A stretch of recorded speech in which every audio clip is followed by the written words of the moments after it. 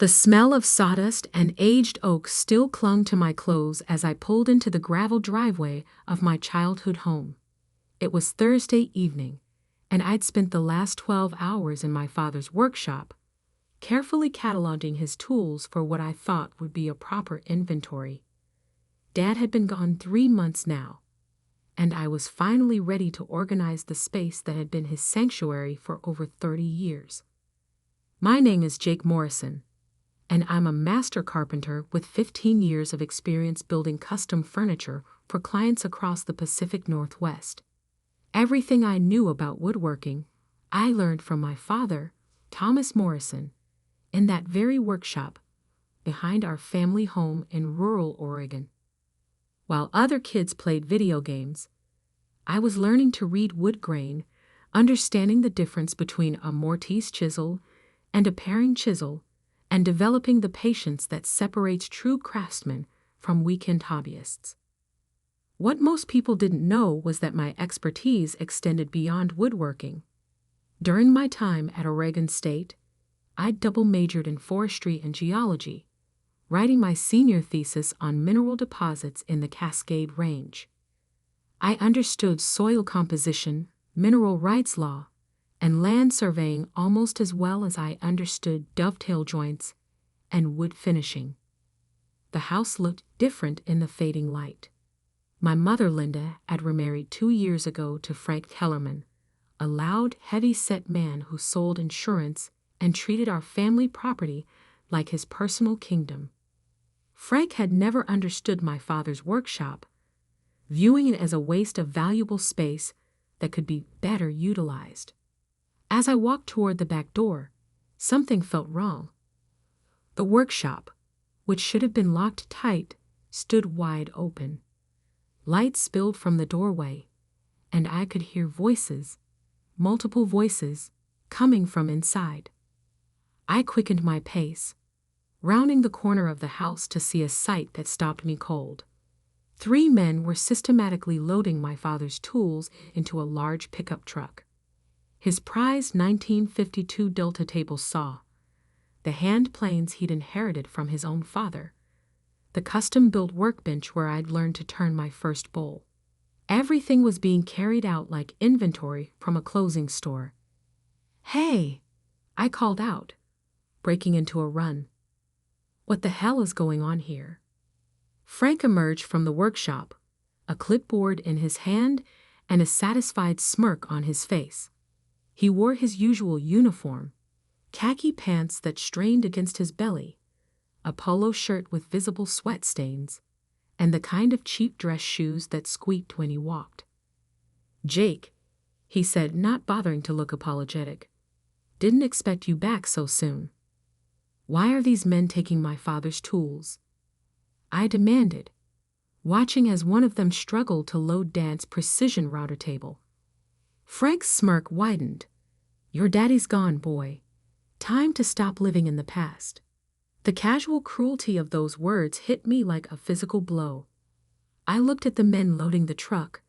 They moved with the efficiency of professionals, clearly not random thieves but legitimate buyers who'd arranged this transaction. "You sold them," I said, the reality sinking in. "Damn right I did," Frank replied, consulting his clipboard. $8,000 for the lot. Not bad for a bunch of old tools gathering dust. $8,000. I knew the value of those tools better than anyone. The Lie-Nielsen hand planes alone were worth $3,000.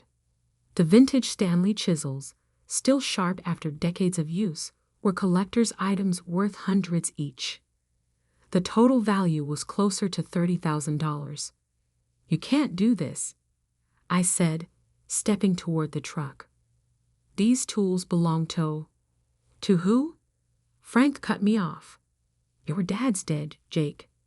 And last I checked, this property belongs to me and your mother now." One of the buyers, a thin man with calloused hands, looked uncomfortable. "Maybe we should wait," he said to Frank. "If there's a family dispute." "There's no dispute," Frank said firmly. "I've got the bill of sale right here." Everything's legal." He pulled a folded paper from his pocket and waved it in my direction.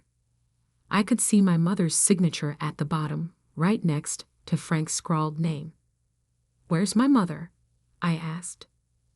"Linda's inside watching her shows. She agrees this is for the best. Can't have you hanging around here forever, playing with Daddy's toys." The men continued loading, and I watched each piece of my inheritance disappear into the truck bed. The spokeshave my father had made by hand, the mortising machine he'd saved for months to buy, the collection of wooden handles, each one worn smooth by decades of use. "This isn't over," I said quietly. Frank laughed, a harsh sound that echoed off the workshop walls. "Yeah, it is. You need to grow up, Jake. Find yourself a real job instead of playing carpenter with dead man's tools." I watched the truck drive away, taillights disappearing into the Oregon darkness. Frank headed back toward the house, whistling tunelessly, leaving me standing in the empty workshop. The space felt hollow now, echoing with the absence of 30 years of accumulated craftsmanship. But as I stood there in the dim light, I remembered something Frank had overlooked, something my father had specifically mentioned to me just months before his death. "Jake," Dad had said, sitting on his workbench after finishing a particularly challenging restoration project, "there's something you need to know about this land. Something I never told Linda or anyone else." He pulled out a manila envelope from his desk drawer, yellowed with age. Inside were documents I'd barely glanced at then, focused as I was on learning his techniques for steam-bending wood. When my father bought this property in 1963, Dad had continued, he made sure to retain the mineral rights, separate from the surface rights. "I've never done anything with them, but they're yours when I'm gone, all legal and proper." At the time, I'd nodded absently, more interested in discussing lumber grades than legal documents. But now, standing in the violated space of my father's workshop, those words took on new significance. I drove home to my apartment in town, my mind racing. That night, I pulled out every document my father had ever given me, searching through the box I'd stored in my closet after his funeral. Birth certificates, insurance papers, the deed to his workshop space, and there, at the bottom, the mineral rights documentation. The papers were complex, full of legal language that took me hours to parse. But the essentials were clear. Thomas Morrison had retained exclusive mineral rights to a 12-acre parcel that included the workshop, the surrounding forest, and the hillside behind the house. Those rights were specifically bequeathed to me, his son, completely separate from any property transfer involving the surface land. More importantly, I remembered something from my geology coursework. The Cascade Range was rich in zeolite deposits, minerals used in water filtration, industrial catalysts, and construction materials. A professor had mentioned that particular area of Oregon as having significant commercial potential that had never been properly surveyed. The next morning, I called Peterson Geological Surveys, a firm I'd worked with during my university research. Dr. Amanda Peterson had been my thesis advisor and one of the few people who understood both the academic and commercial aspects of mineral exploration. "Jake," she said when I explained the situation, "are you certain about the mineral rights?" "Completely certain. I got the documentation." "And your stepfather sold surface assets without realizing he doesn't own what's underneath?" "That's exactly what happened." There was a pause. "You know, I've been wanting to do a survey of that area for years. The geological reports from the 1970s suggested significant zeolite deposits, but no one ever followed up." Within a week, Dr. Peterson had arranged for a full mineral survey of the property. The process required accessing the land, which meant dealing with Frank and my mother.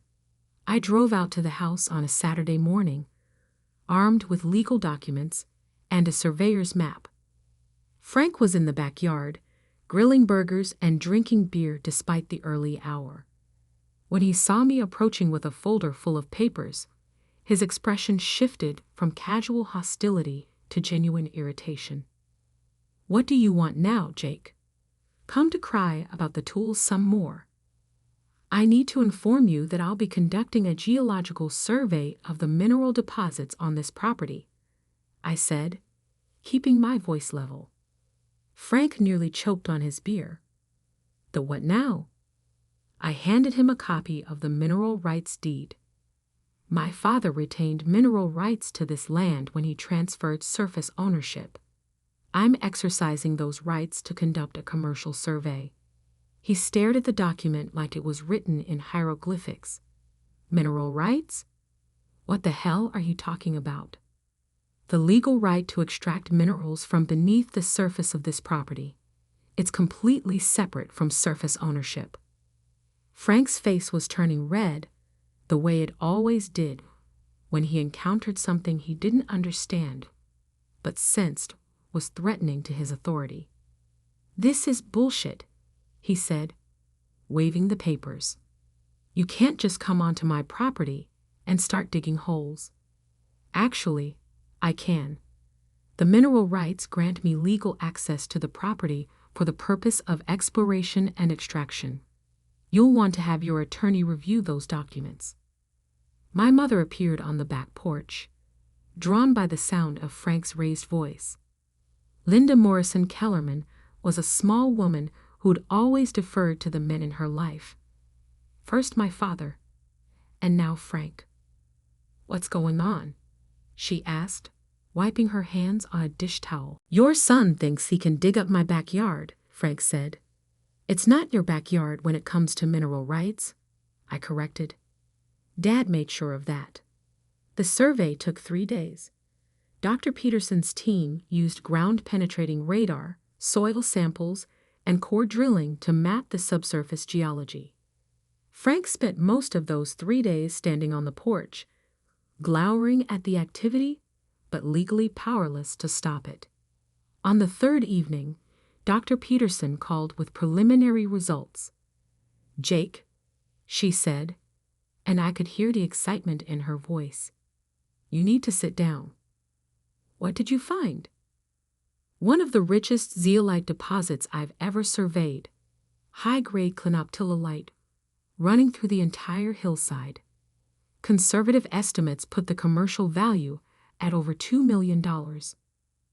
I sat down heavily in my kitchen chair. $2 million. Minimum. Could be significantly more depending on extraction efficiency and market conditions. There's enough here to supply the entire Pacific Northwest water treatment industry for decades." That night, I called 3 mining companies that specialized in zeolite extraction.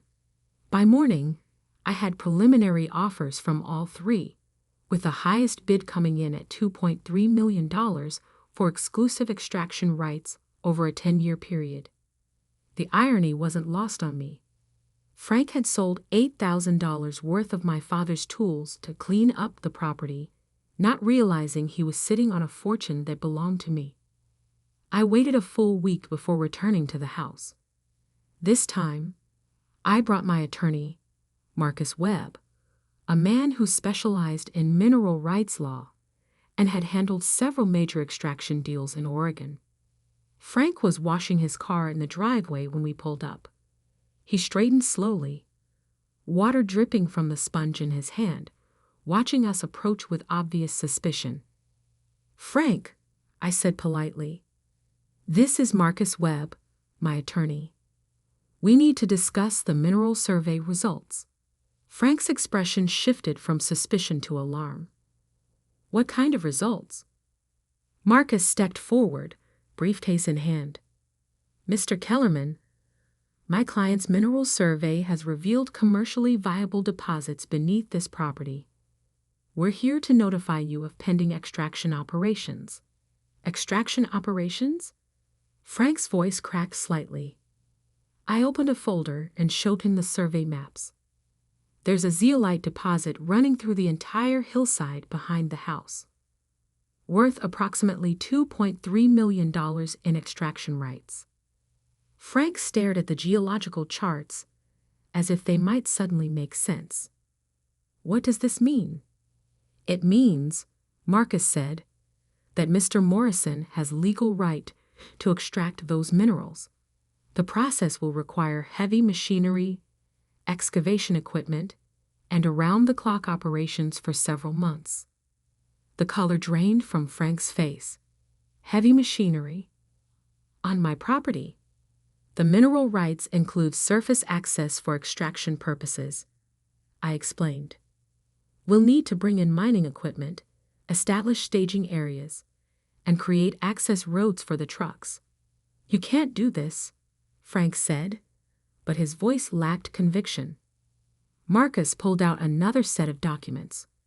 Mr. Kellerman, I suggest you review these mineral rights provisions carefully.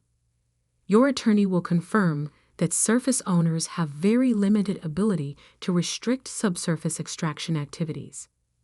Frank looked around wildly, as if searching for someone to appeal to. Linda, he called toward the house. My mother emerged, looking tired and confused. She'd aged noticeably since my father's death, and Frank's constant belittling had only made things worse. What's happening? She asked. Your son is trying to destroy our property, Frank said. I'm exercising legal rights that Dad specifically left to me, I corrected. The same way you exercised your right to sell his tools. The parallel wasn't lost on my mother. She looked from Frank to me, understanding beginning to dawn in her eyes. How much money? She asked quietly. The mineral rights are worth $2.3 million, Marcus replied. Frank's knees actually buckled. He leaned against his half-washed car, staring at us in horror. $2 million. 300,000. I corrected. The extraction company's offer is for $2.3 million. The silence stretched for nearly a minute. Frank opened and closed his mouth several times, but no words came out. Finally, he managed to speak. There has to be some mistake. No mistake, Marcus said. The geological survey is conclusive, and the mineral rights documentation is ironclad. Mr. Morrison's father was very thorough when he structured the property transfer. I watched Frank process this information, seeing the exact moment he realized what he'd done. He'd sold my father's tools for $8,000 while sitting on land that would generate nearly 300 times that amount. Land he couldn't touch legally. The extraction process will begin in 6 weeks, I continued. You'll want to prepare for significant disruption to your daily routine. Disruption? Frank's voice was barely a whisper. Marcus consulted his notes. Excavation equipment operates from 6 a.m. to 10 p.m., 6 days a week. There will be truck traffic, industrial noise, and temporary access roads through portions of the surface property. Frank sank onto the hood of his car, the weight of his mistake finally hitting him. This will destroy the property value. Surface property value, I agreed. But as you pointed out, I need to stop living in the past. My mother stepped forward, her voice small. Jake, is there any way to work something out? I looked at her, remembering how she'd signed the papers to sell Dad's tools without even consulting me. What kind of arrangement did you have in mind? Maybe we could share the mineral rights, since it's family? Frank perked up at this, nodding eagerly. Yeah, family should stick together. I pretended to consider the offer. Well, I suppose family is important. You're right about that. Hope flickered in Frank's eyes. Of course, I continued. I wasn't considered family when you sold my father's life's work to strangers. But I'm willing to discuss terms." "What terms?" Frank asked desperately. "First, you'll return every tool you sold from my father's workshop." "That's impossible," Frank protested. "I don't even know who bought them all." Marcus consulted his briefcase again. "Actually, we've been able to track most of the purchases through the auction house records. The total buyback cost would be approximately $15,000. Frank's face went pale again. "15,000? You said you sold them for 8. "That was a wholesale price to a dealer," I explained. "Retail replacement cost is nearly double. Second," I continued, "you'll sign over surface ownership of the workshop and surrounding 2 acres back to me. Fair market value is about $40,000. $55,000 total," Frank calculated weakly. "And third," I said, "you'll publicly apologize for your disrespect to my father's memory and acknowledge that you were wrong to dispose of his tools without consulting his son." Frank looked like he might be sick. "And if I agree to all that, then I'll pay you 10% of the mineral extraction proceeds, about $230,000 over the 10-year contract period." It wasn't a generous offer, but it was more money than Frank would see in a lifetime of selling insurance, and it was far more than he deserved. "We'll need your decision within 48 hours, Marcus said. "The extraction company requires clarity on surface access agreements before they begin operations." As we drove away, I could see Frank in my rearview mirror, still sitting on his car hood, staring at the hillside behind his house like it had personally betrayed him. The next morning, Frank called my attorney. He agreed to every term. The buyback process took 3 weeks. Frank had to liquidate part of his retirement savings to purchase the tools from their new owners, many of whom were reluctant to sell. The 1952 Delta table saw alone cost him $2,200 to buy back, nearly 3 times what he'd sold it for. I was there when the tools returned to the workshop, watching Frank personally carry each piece back to its original place. His hands shook as he positioned my father's hand planes on their designated shelf, and sweat soaked through his shirt despite the cool Oregon weather. "This the last of them," Frank said as he placed the final chisels set on the workbench. I ran my hand along the familiar surface of my father's most prized possession, the custom workbench he built from old-growth Douglas fir. "You know, Frank, these tools are worth more than you paid to get them back." His shoulders sagged. I figured that out. "My father spent 30 years collecting these. Each one has a story, a purpose. They're not just tools. They're a legacy." Frank nodded miserably. I didn't understand. "No," I agreed. "You didn't." The mineral extraction began 2 months later. True to Marcus's warning, the operation completely disrupted life at the house. Massive trucks rumbled past Frank's front door at all hours, hauling zeolite ore to processing facilities in Portland. The noise was constant, the dust inevitable. Frank and my mother moved into a rental house in town after the 2nd week. The insurance salesman who'd been so proud of his rural property found himself essentially homeless, watching from a distance as heavy machinery carved into the hillside behind what had been his sanctuary. The extraction process revealed even more extensive deposits than Dr. Peterson had initially projected. The mining company increased their offer twice, eventually settling on a total contract value of $2.8 million. Frank's 10% amounted to $280,000, paid in quarterly installments over the contract period. It was more money than he'd ever seen at once, but it came with a constant reminder of how much more he'd cost himself through ignorance and greed. On a crisp October morning, exactly 1 year after Frank had sold my father's tools, I stood in the restored workshop, running my hand along the familiar workbench. Every tool was back in its proper place, the space once again feeling like the sanctuary my father had intended. The mineral extraction was nearly complete, the hillside scarred, but healing. Frank and my mother had moved permanently to town, unable to tolerate the disruption to their quiet rural life. They'd eventually sold their surface rights to a developer who planned to build vacation cabins once the mining operation concluded. I used a portion of the mineral proceeds to purchase those surface rights myself, ensuring that my father's workshop would remain undisturbed. The rest of the money went into a trust fund that would support my woodworking business and eventually fund a vocational school for traditional crafts. Sometimes I think about Frank's incredulous question, $2 million? He'd said it like an accusation, as if I'd somehow cheated him by knowing things he didn't. But that was always his problem.